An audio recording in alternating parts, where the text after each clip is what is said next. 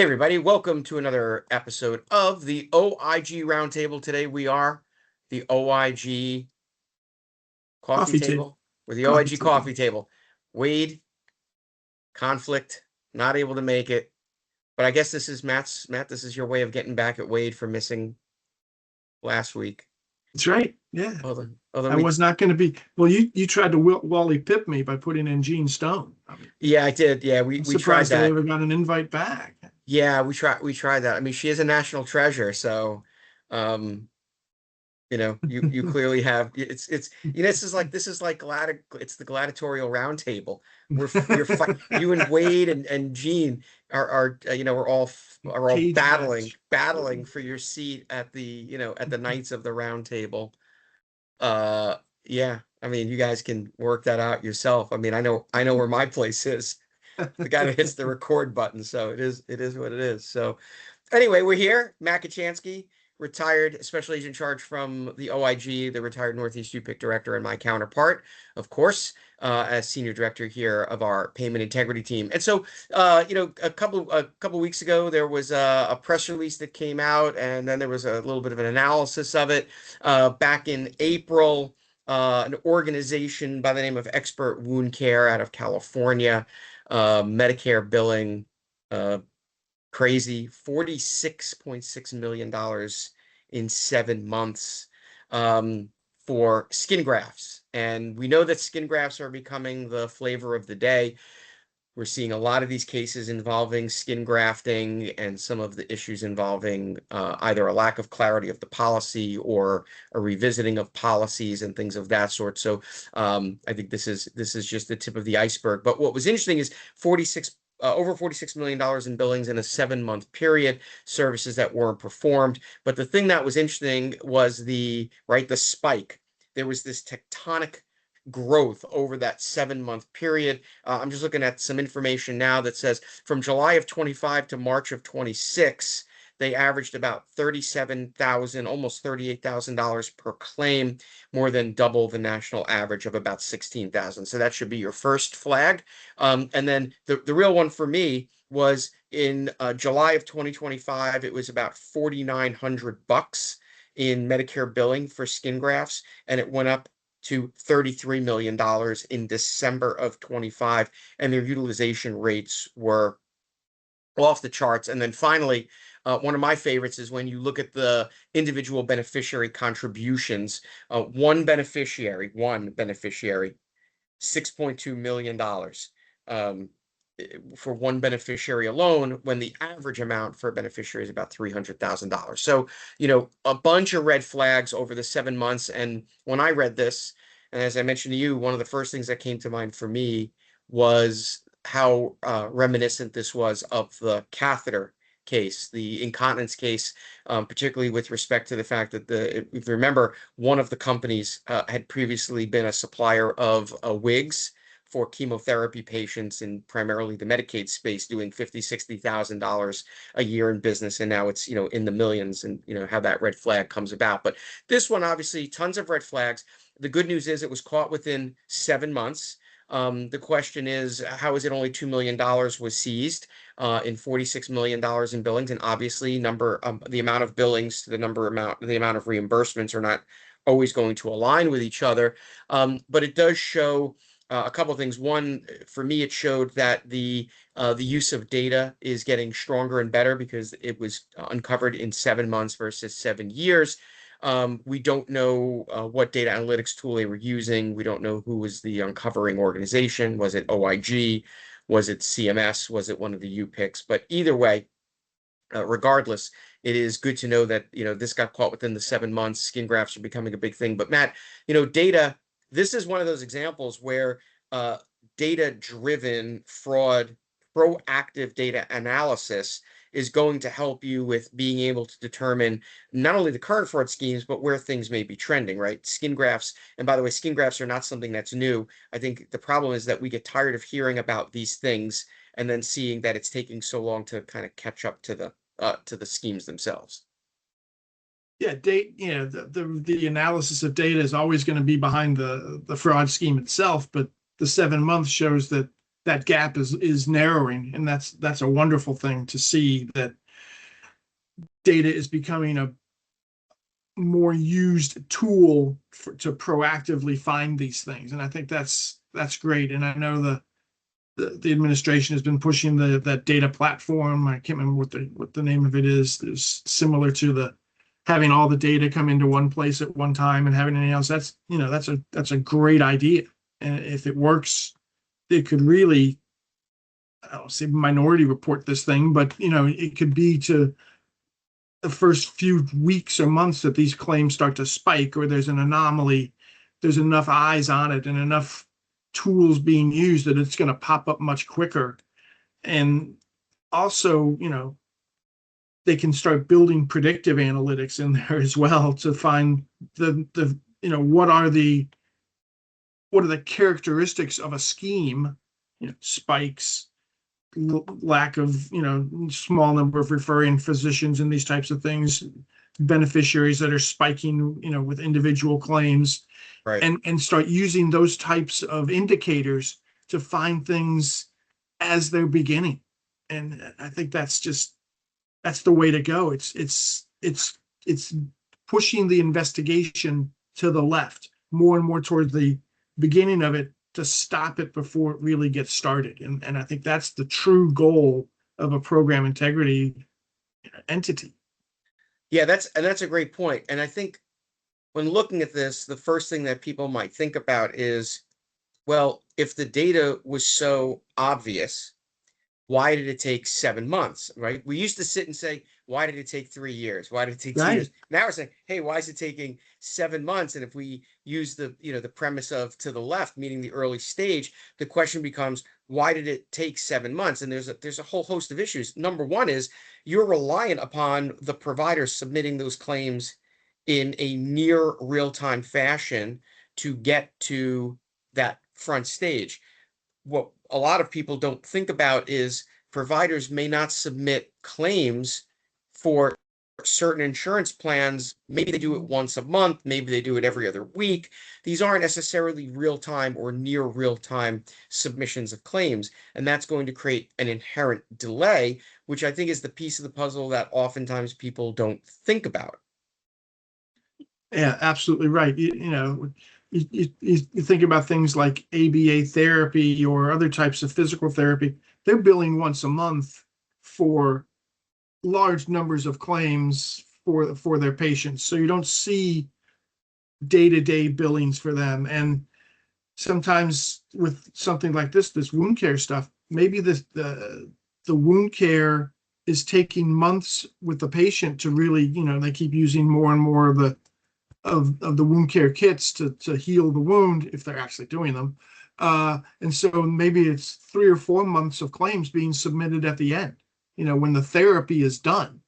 And so you're not going to see, daily routine claim submission. Right.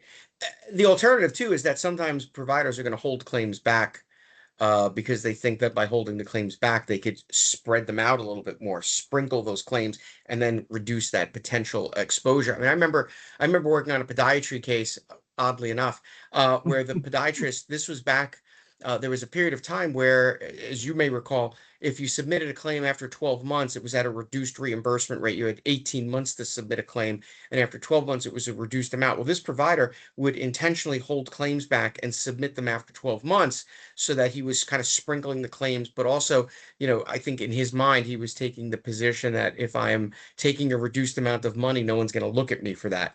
And, he would do his batch claims that would be so delayed, like literally be over 12 months. That policy is now gone. You have 12 months to submit a claim, and after 12 months, there's no reduced payment. You just don't get paid for it at all. But I do think that for the providers that are intent on doing this, that's one way that in the provider world, there's a belief that by holding back the claims and submitting them in a delayed fashion, that you're going to, reduce that potential liability. I worked on a self-disclosure a little bit ago where the provider was billing for, we've talked about these tests before, the transcranial Doppler. He's an ophthalmologist. He was billing for TCDs, and he was doing them on every single patient. And he knew that he shouldn't be doing them on every single patient because he was following the guidance from the manufacturer, which told him what the primary diagnosis was to do it. And he recognized that that was going to create a spike. So what he started to do is he started to bill them under the NPI of his brother, who was a part-time ophthalmologist in his practice, who never did a single one. But his feeling was that if he moved some of those claims to his brother, it would level set that bell curve that that was there. And I think that's where some of this comes in, is that there's a combination of these manipulation of the timing of when you submit the claim and things of that sort. This case I thought was good because in 7 months they were able to get it shut down. We see $46 million in billings. We see $2 million that has been seized. The question is there more out there? Was it 46 million billed, $2 million in paid? From the reading, I couldn't really tell, what was the case, but certainly when you're seeing one beneficiary with millions of dollars in costs being associated to them, that obviously raises the red flag. From an investigations perspective, that becomes witness number one. Right. Yeah. You go to that person, find out, were they a burn victim over 90% of their body? You see, did they get the treatments? Do they even know this provider? Do they have this type of skin grafts? And yeah, that's how you build the investigation. You take that data as the lead and you use it to inform an investigative plan that's going to get you to the truth as soon as possible. And that's another reason why data being used this way is shortening that length of time between the fraud and its exposure. Right. And that becomes the key. And I think, using your analogy, the key is to move your investigation as far to the left as you can, because Right. that's the beginning, right? If we're looking at this as a timeline, right? We're not talking about left political. We're talking about left, shifting it to the left from a time perspective, beginning to end, left to right.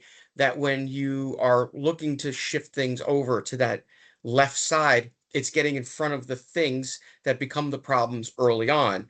It's a little bit like right now, the nomenclature is not really in prepay. The nomenclature is in stop and verify.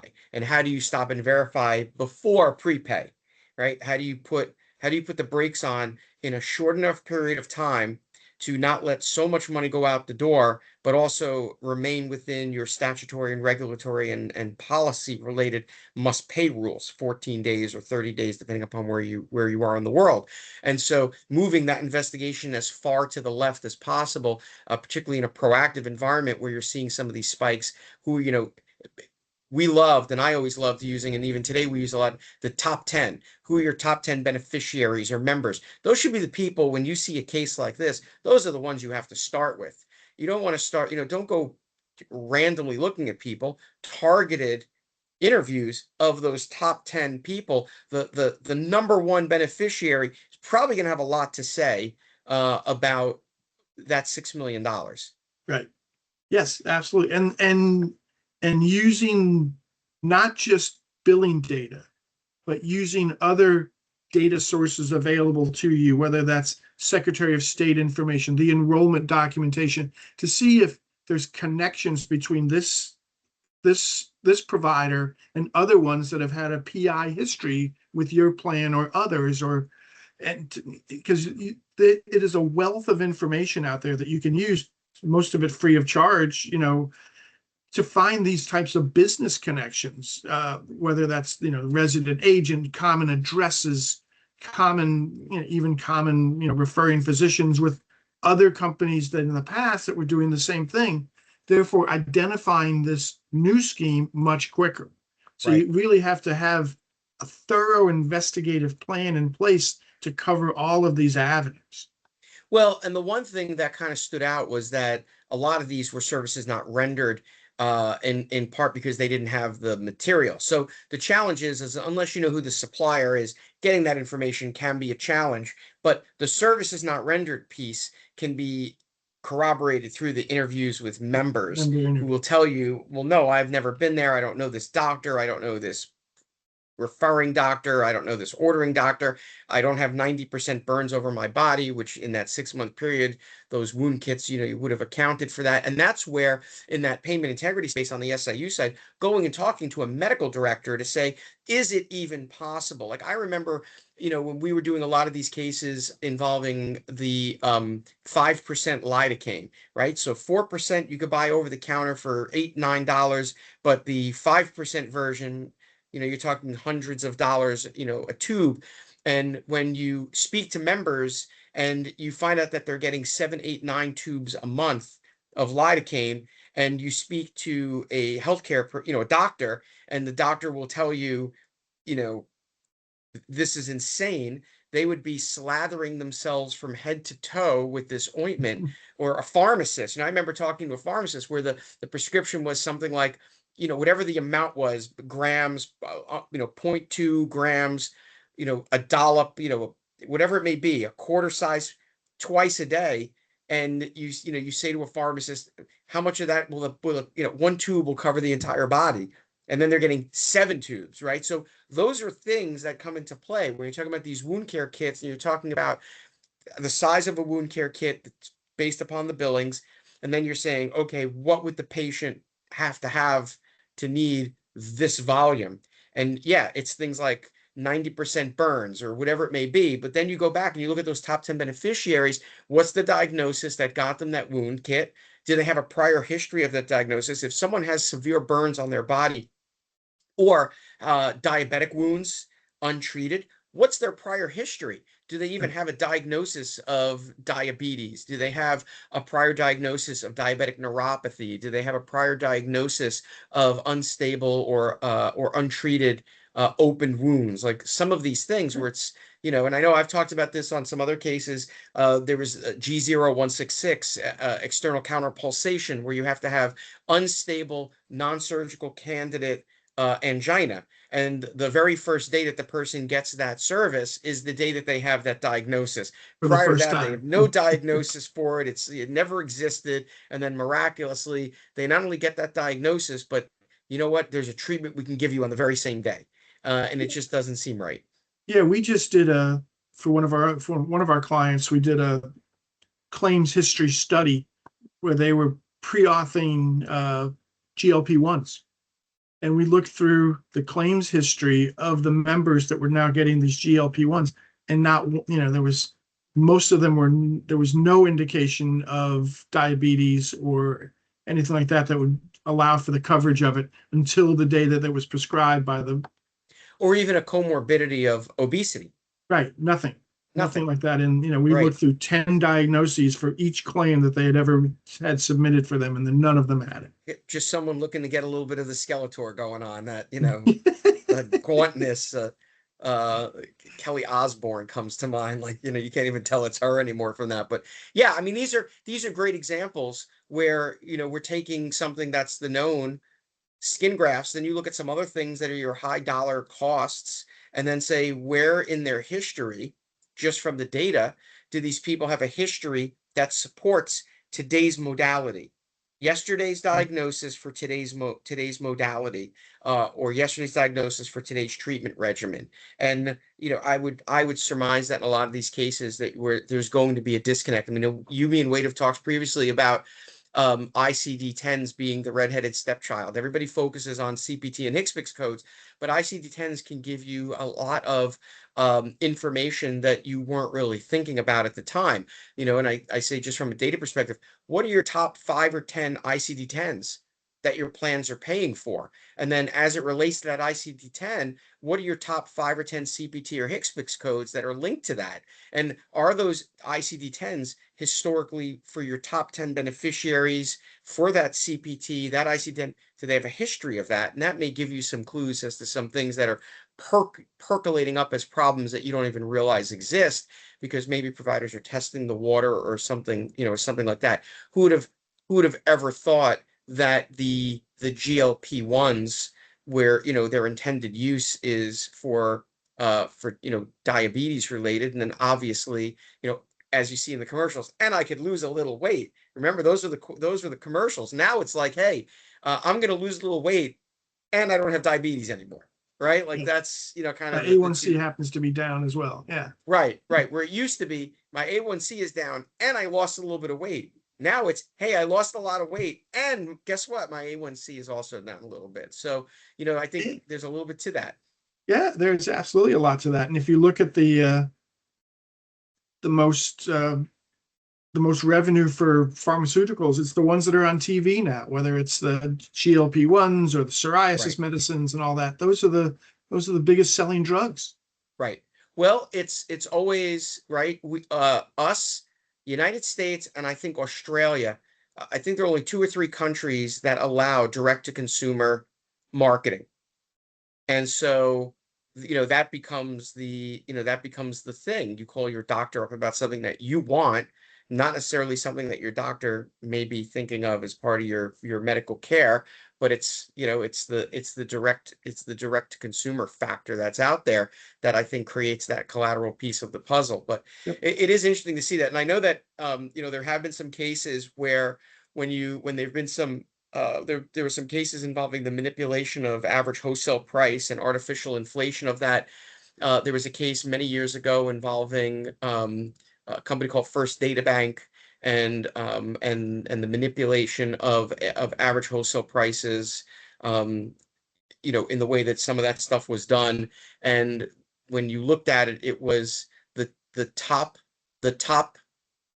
dispensed or prescribed drugs that weren't under active marketing were the ones that had the largest manipulation because they were under the radar. No one was looking at them. They're widely prescribed, but no one is doing an ad campaign for them.